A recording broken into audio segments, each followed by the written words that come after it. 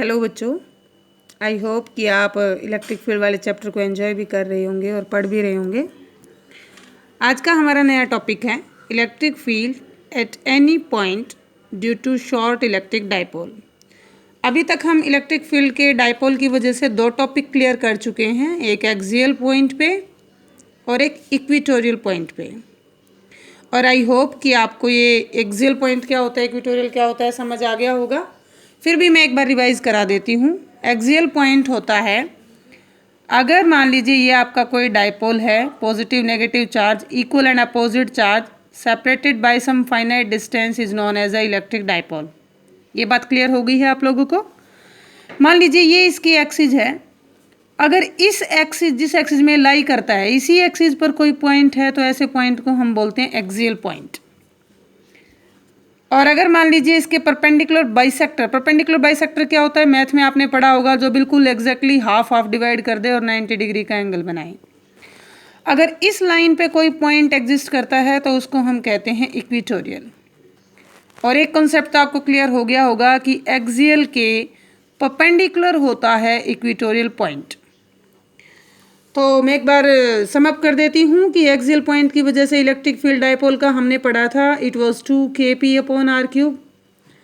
और इक्वेटोरियल का हमने पढ़ा था kp/r³। और हमने कहा था कि एक्सियल का जो फील्ड होता है वो इक्वेटोरियल का डबल होता है। आज हमें जो सिचुएशन दी है उसमें हमें इलेक्ट्रिक फील्ड फाइंड आउट करना है eight any point, means the point is not decided. आपको ये नहीं दिया कि पॉइंट एक्सियल पे है, आपको ये भी नहीं दिया कि पॉइंट इक्वेटोरियल पे है, पॉइंट कहीं पर भी है और आपका जो इलेक्ट्रिक डाइपोल है वो शॉर्ट है। मैं फिर से यही कहूँगी कि अगर आपने इस टॉपिक में भी डायग्राम को अगर समझ लिया क्लियरली तो मैथमेटिकल कुछ भी नहीं है आपके लिए। You have to understand what is going in diagram. जैसे कि एक्सियल का अगर डायग्राम क्लियर है, इक्वेटोरियल का अगर डायग्राम क्लियर है, then it will be very easy for you. मान लीजिए ये कोई डाइपोल है, अब मैंने डाइपोल का साइन लेने के लिए ऐसे ये बना दिया तो इट्स अंडरस्टूड कि यहाँ पे नेगेटिव चार्ज है और यहाँ पे पॉजिटिव चार्ज है और इसका डाइपोल मोमेंट p है। क्योंकि आप जानते हैं कि इलेक्ट्रिक जो डाइपोल होता है उसकी डायरेक्शन नेगेटिव टू पॉजिटिव होती है, it is opposite to direction of electric field. अब आप ये सोच रहे होंगे आज हमने वैसे वाला क्यों नहीं बनाया, वो थोड़ा सा इसलिए कि मैं बार बार फिर p लिखती q/2a करके और कंपोनेंट रिजोल्व करती तो आपको थोड़ा प्रॉब्लम रहती, इसलिए मैंने इसको p ही ड्रॉ कर दिया। तो अंडरस्टूड है कि एक डाइपोल है। And let me suppose point is here eight point A। अब आप देख सकते हैं कि ये पॉइंट ना तो हम इसको एक्सियल कह सकते हैं क्योंकि एक्सियल कोई यहाँ होगा, ना ही हम इसको इक्वेटोरियल कह सकते हैं, इक्वेटोरियल कोई लगभग यहाँ होगा। दैट्स वाई कि ये कोई एक पॉइंट है जो किसी भी एंगल पे गिवन है, तो उसके लिए हम एक यहाँ पर एंगल ड्रॉ कर लेते हैं। Let the angle made by our point to dipole is theta. बस अब इससे आगे देखिए क्या होगा। आप जानते हैं कोई वेक्टर जब किसी एक्सिस के साथ एंगल बनाता है, उसके जब हम कंपोनेंट रिजोल्व करते हैं तो जिस एक्सिस के साथ एंगल बनाया वो कंपोनेंट हो जाएगा p cos थीटा और उसका परपेंडिकुलर कंपोनेंट हो जाएगा p sin थीटा। क्या आपको ये बात समझ में आ गई कि ये मेरा p था, इस लाइन के साथ एंगल बनाया था थीटा, हमने इसको रिजोल्व कर दिया। It is something like this, you have studied in +1। Let me suppose that it is f, ये एंगल थीटा है, then this component is f cos theta and this one is f sin theta. अगर थोड़ा और explain कर दूँ तो मैं आपको, ये f है, यहाँ से एक परपेंडिकुलर ड्रॉ करो, ये एक राइट एंगल ट्रायंगल बन गई, base upon hypotenuse cos theta, perpendicular upon hypotenuse sin theta, that's why it is f sin theta and this one is f cos theta. So again come to the point, this component अब मैंने किया क्या है, ये जो p की value थी इसको सिर्फ दो हिस्सों में तोड़ दिया। एक हिस्सा इस एक्सिस में लाई करता है जिसकी वैल्यू p cos थीटा है, एक हिस्सा इस एक्सिस में लाई करता है जिसकी वैल्यू p sin थीटा है। अब अपने पॉइंट के बारे में सोचिए, हमारा पॉइंट कहाँ पर है। अब हमारे पॉइंट के लिए डाइपोल एक ये नहीं है, दो डाइपोल हैं, एक ये वाला p cos थीटा और एक ये वाला p sin थीटा। यहाँ पे अगर आप देखें ध्यान से तो p cos थीटा की एक्सिस में है हमारा पॉइंट A, यानी कि this point A will behave like a axial point for p cos theta. अगर p cos थीटा के लिए एक्सियल है तो p sin थीटा के लिए क्या होगा, इक्वेटोरियल, क्योंकि ये इसके परपेंडिकुलर है।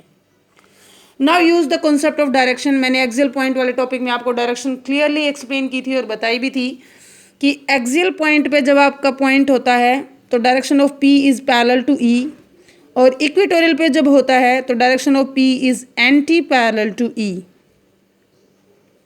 उसी कॉन्सेप्ट का हम यहाँ पर यूज़ करेंगे। अगर मैं यहाँ पर इलेक्ट्रिक फील्ड की डायरेक्शन बनाऊँ पी कोस थीटा की वजह से, then it will be parallel for E, that is it is something like this. This is the direction of E A. E A क्या हुआ? Electric field at point A due to P cos theta.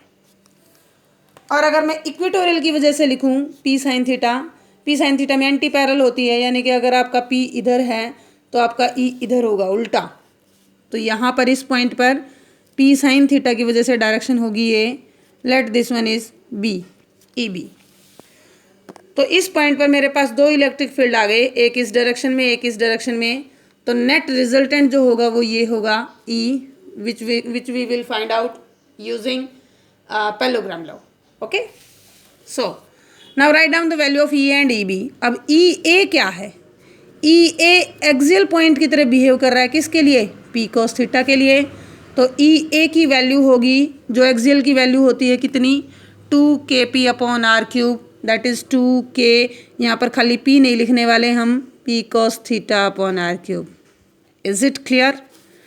Now E B, electric field at point B due to p sin theta, that is at an equatorial point. EB will act as a equatorial for our p sin theta. Equatorial का field कितना होता है? kp upon r cube. तो ये हो जाएगा kp sin theta upon r cube, क्योंकि हमारा इक्वेटोरियल का पॉइंट क्या है? p sin theta. Now finding the total value using parallelogram law, क्या होगा total? E A square plus E B square plus 2EA cos theta under the root. यहाँ पे theta की बजाय अल्फा लिख लो, क्योंकि एंगल अल्फा है, थीटा हमने यहाँ पे डिनोट कर दिया। अब ये दोनों आपस में 90 डिग्री बना रहे हैं, तो ये वाला कंपोनेंट जो कोस वाला था ये कट के हो जाएगा 0, और हमारे पास टोटल ये बचेगा।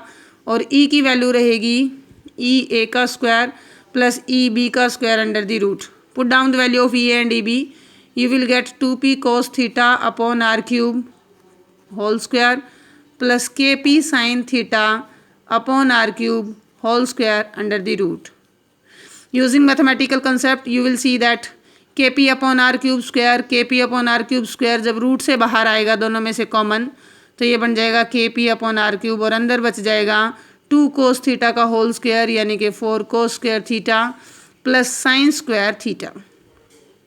यूजिंग मैथमेटिकल कॉन्सेप्ट इसको थोड़ा सा और सिंप्लीफाई कर लीजिए। It will be kp upon r cube, 4 cos square theta को हम 3 cos square theta plus cos square theta लिख देते हैं सिंप्लीफिकेशन के लिए। अब cos square theta plus sine square theta होता है 1, identity kp upon r cube 3 cos square theta plus 1। This is the total electric field at any point due to any short electric dipole.